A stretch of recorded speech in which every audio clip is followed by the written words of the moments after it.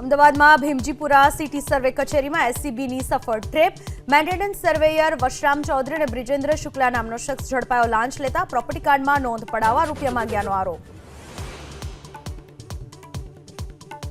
અસામાજિક તત્વોને ડામવા રાત્રિ દરમિયાન અમદાવાદમાં પોલીસનું મેગા કોમ્બિંગ. ચાંદખેડા, રાણીપ, શાહપુર, બોપલ સહિતના વિસ્તારોમાં પોલીસના પેટ્રોલિંગથી લુખ્ખા તત્વોમાં ફફડાટ.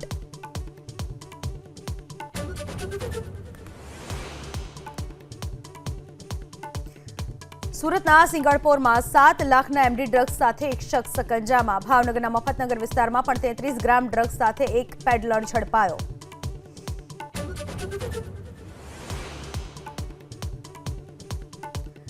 સુરેન્દ્રનગરમાં ચોટીલા રાજકોટ હાઈવે ઉપર 2 હોટેલોમાં દરોડા. 5000 લીટર જ્વલનશીલ પેટ્રોલિયમ પદાર્થનો જથ્થો ઝડપાયો.